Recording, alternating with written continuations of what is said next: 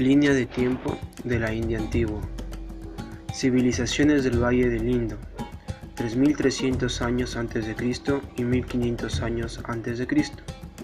En esa época se descubrió una ciudad cerca del río Indo, y en 1800 años antes de Cristo comienza la invasión de los pueblos áridos. 1700 a.C. Entre este periodo, en año 500 a.C. y 150 a.C., se realizó el periodo védico. En este periodo se constituye de varias guerras y diferentes conflictos, siendo el más notorio el problema con los arios. 321 a.C. y 185 a.C. Se realizó el Imperio Maurya. Los gobernantes Maurya establecieron un gobierno centralista y sentaron las bases para la futura administración de los territorios indios. El imperio fue dividido en 5 virreinatos, cada uno con una capital. En el año 320 al 554 d.C. da inicio el Imperio Gupta, donde fue reconocido como la Edad de Oro en la India. En este periodo, en el año 320 d.C., Chandragupta I forma el Imperio Gupta. En el año 330 al 376 d.C., Samudragupta expande el imperio desde el río Indo hasta el Golfo de Bengala y en las montañas del norte. En el año 376 al 415 d.C., Chandragupta II hace el imperio seguro y alienta el comercio. En el año 415 al 450 d.C., Cálidas compone la mayor parte de su poesía en el reinado de Kamargupta. En el año 450 d.C., el imperio comenzó a derrumbarse bajo la presión de los hunnos invasores. En el año 554 d.C., el Imperio Gupta termina cuando el último emperador, que es Chandragupta, fallece.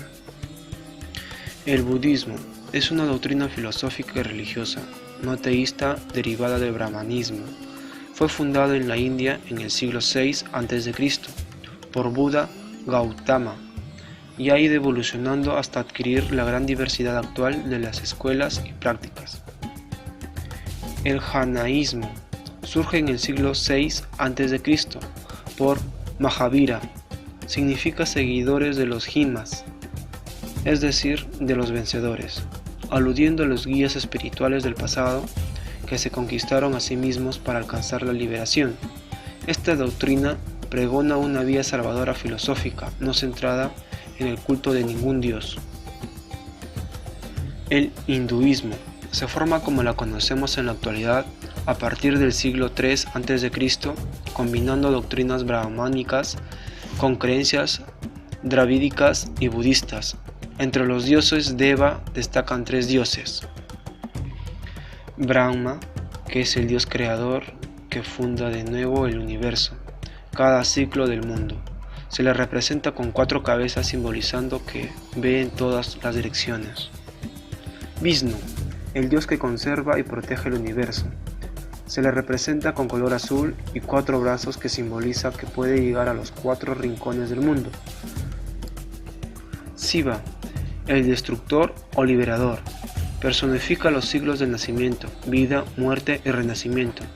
Suele representarse con una figura impresionante de 4 brazos, el pelo enmarañado, una luna en la cabeza y una serpiente enroscada al cuello. La mano derecha superior suele sostener un tambor con el que acompaña el ritmo de su danza de la liberación y la recreación. Shiva tiene un tercer ojo en la frente que simboliza muchas cosas. En la arquitectura de India hubo algunos edificios de fechas antiguas, pero aquellos construidos de madera, ladrillo y adobe desaparecieron sin apenas dejar rastro de su existencia. La mayoría de los monumentos conocidos son religiosos, correspondientes a las religiones brahmánicas y budistas, allí dominantes. Los tipos más comunes de edificaciones indias son el templo subterráneo junto con el monolítico, la estupa o tope junto con la vihara, la pagona al aire libre, la gopara, la sikara, las puertas Dvara, Torama y columnas conmemorativas. Templos subterráneos.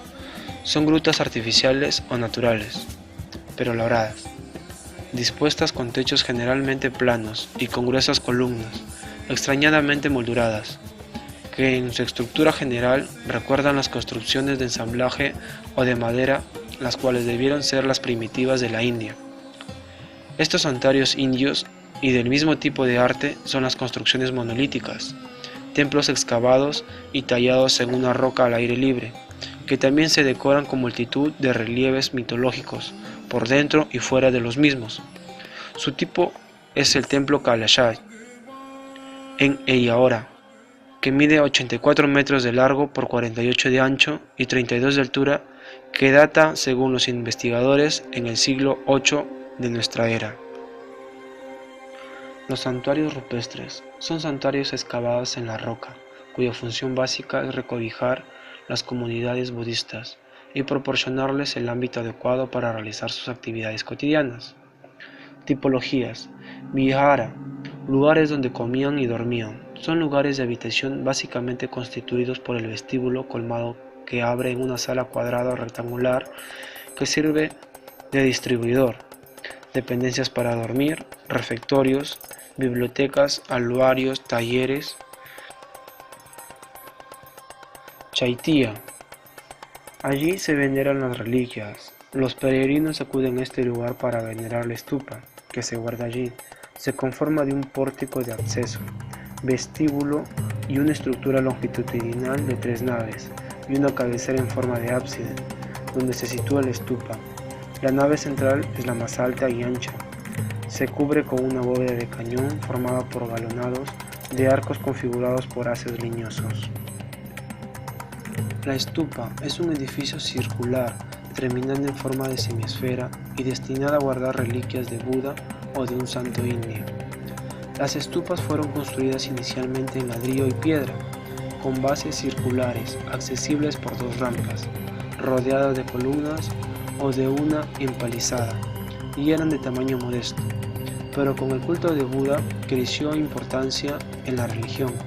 Estos centros de culto eran elaborados, diseñados y adornados para aumentar la estatua de la religión y para atraer a más fieles. Las stupas originales de Kunala y Dharmaharika eran astutos pequeños que fueron ampliados más adelante a grandes proporciones por los gobernantes como Asoka y Kanishka. Está compuesta de 5 elementos, cada uno de los cuales representa uno de los elementos cósmicos y la representación abstracta de Buda. Una base cuadrada, tierra y las piernas cruzadas en postura de loto de Buda.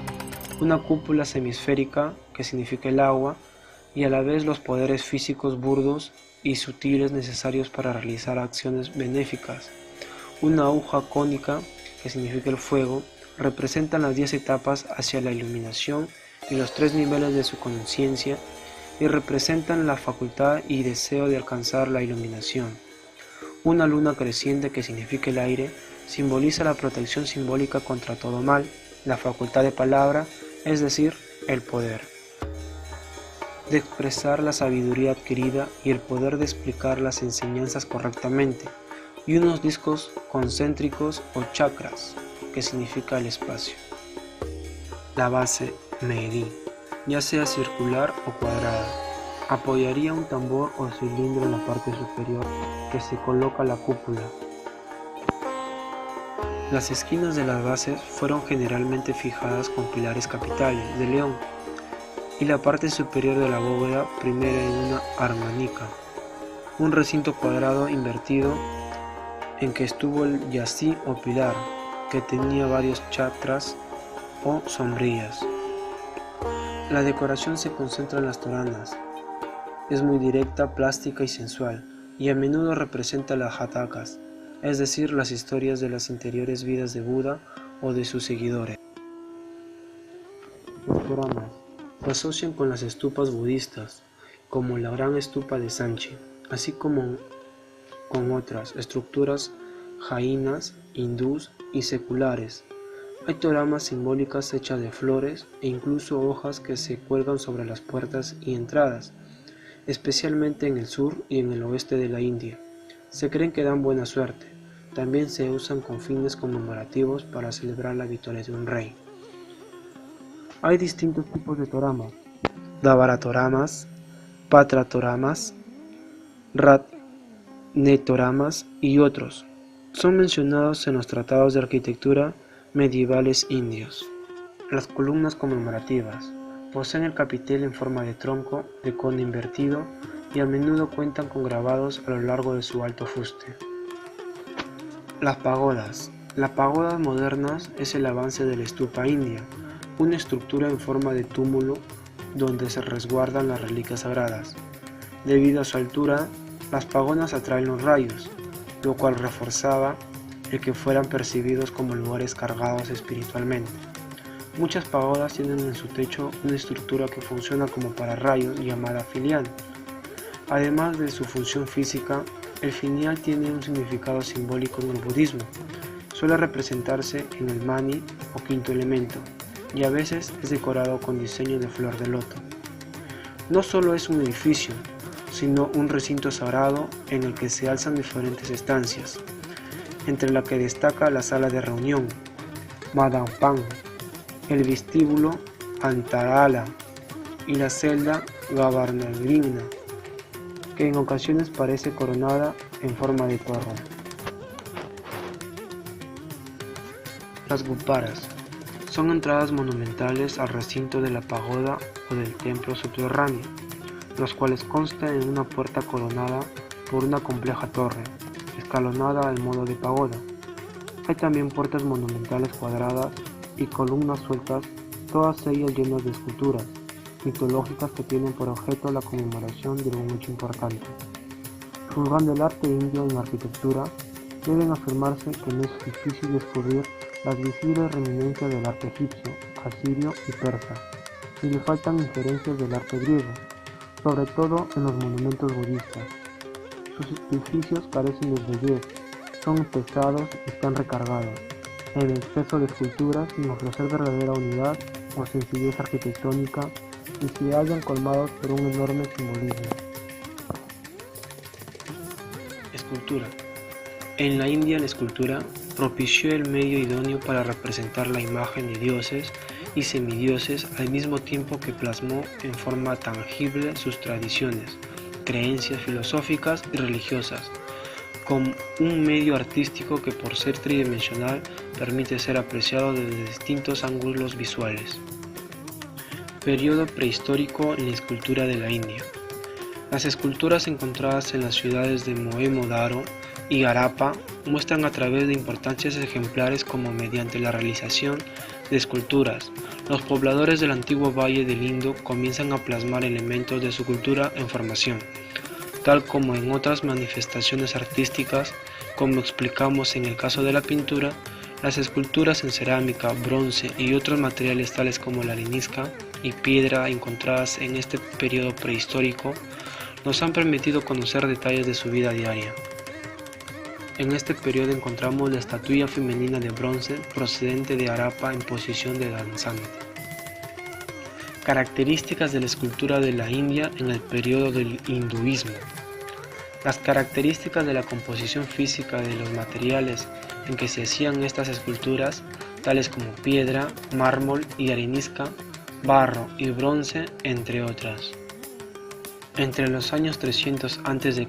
y 500 después de Cristo aproximadamente, se desarrolló en la India el hinduismo, una forma de creencia panteísta, la creencia de que Dios y el mundo material son la misma cosa y que Dios está presente en todas las cosas. Estas esculturas de la India se muestran en posesión a los atributos propios de la deidad o semideidad, en el caso de algunas de ellas sosteniendo en sus manos elementos representativos relacionados con momentos o escenas de leyenda que corresponden a la deidad. Para los hindúes, quienes presentaron suma atención a los ciclos del universo, nuevas formas y nombres fueron asignados para las deidades y entre ellos tenemos Brahma, el creador, Vishnu, el preservador que mantiene la armonía y el orden, y Shiva, el destructor, quien al aniquilar el universo le permite renacer en la siguiente era cósmica. Las principales sectas del hinduismo: el Vaishnavismo y el Shaivismo. Ellos ofrecieron su devoción representando en esculturas y otros medios artísticos las deidades que respondían a estas sectas y que cobraron mayor importancia son el Vishnu y Shiva. Todos los templos de la India, tanto los del norte como los del sur, estaban decorados en su exterior y también en su interior. Los santuarios y las capillas contenían estatuas hechas de piedra o de bronce, dedicadas por entero al culto, y en los patios que circulaban los templos, varios pabellones albergaban monumentales esfinges de animales a las que se les confiere connotación divina. Entre ellos encontramos el toro Navin de Shiva y el pájaro Garuda de Vishnu, o el jabalí de Avalavara de Vishnu. Las esculturas policromadas del arte antiguo de la India. Las esculturas policromadas en los templos del sur de la India son colocadas prolíferamente pero en perfecta armonía en las paredes exteriores, ofreciendo un conjunto tan hermoso y equilibrado, no obstante al parecer aborratamiento, que nos deja atónitos ante la perfección de estas esculturas. Los colores vivos, expresiones faciales intensas, dinamismo y sensualidad en las formas femeninas de las figuras representan estas alegrías de vivir del pueblo indio que ofrece homenaje a la naturaleza. La presencia de estos grupos eróticos en las paredes exteriores de los templos, sobre todo en Khajuraho, parece que se debe a la influencia preponderante de las sectas de Kaulapalya, cuyo objetivo principal era alcanzar la unión mística con la divinidad. Esta intención se traducía en la realización del acto sexual entre los iniciados de una misma secta, el llamado Mithuna, por lo que grupos de amantes se representan en esculturas en las diferentes posturas. Se piensa que sugeridas por el Kama Sutra, pero sin llegar a ser escenas grotescas. Por el contrario, en ellas se observan abrazos fervientes, contorsiones sexuales, amorosas expresiones de afecto. Esta es la forma en que ellos creen que pueden alcanzar mejor esa comunicación con lo divino. Pintura india. La pintura india es el terreno donde más se desarrolló la creatividad del artista indio, donde surgieron la mayoría de técnicas y estilos presentes en el arte indio en general. La primera pintura de la India fueron sobre rocas realizadas en épocas prehistóricas. Algunos de ellos fueron antes del año 5500 a.C. Características: la capacidad de adaptación de sus artistas, su amor a la naturaleza y a los animales, el detallismo y la minuciosidad de su trabajo, ese fue uno de los más importantes, la utilización de increíbles juegos visuales entre los elementos del conjunto, utilización más frecuente del volumen tridimensional en lugar del claroscuro, sombreado realista y naturalista. Las primeras pinturas de la India fueron las pinturas sobre roca realizadas en la época prehistóricas, tales como se observan en Bhimbetka. Algunos de ellos se remontan antes de 5500 años antes de Cristo. Tales obras continuaron en el tiempo por varios milenios. Luego, en el siglo VII, los pilares tallados de Ellora en el estado de Maharashtra en un muy buen ejemplo de pintura de la India. Sus colores, principalmente tonos de rojo y naranja, se consiguieron a partir de pigmentos minerales. Algo posteriores son los frescos de las cuevas de Ajanta y cueva de Ellora. Además, la literatura budista de la India posee una gran abundancia de textos que describen que los palacios de reyes de clases aristócratas estaban decorados con pinturas, pero lamentablemente los mismos no han sobrevivido hasta nuestros días. Pero basadas en estas evidencias, se piensa que alguna forma de arte era practicada por estas épocas. Las pinturas de la India pueden ser clasificadas a grandes rasgos, en murales y en miniaturas. Los murales son grandes obras ejecutadas sobre muros de estructuras sólidas, tales como las cavernas de Ajanta, el templo de Kali Shahanath. Las pinturas miniaturas son producidas en una escala muy pequeña sobre material perecedero, tal como el papel o tela. Las palmas de Bengala fueron los pioneros en el arte de las miniaturas de la India. El arte de la pintura miniatura alcanzó su apogeo durante el periodo de Mughal. La tradición de las pinturas miniaturas fue continuada y desarrollada por los pintores de diversas escuelas de Rajashnai, tales como Bundi, Kishajantat, Jaipur, Marwar y Mewar. Las pinturas de Rajamala también pertenecen a esta escuela.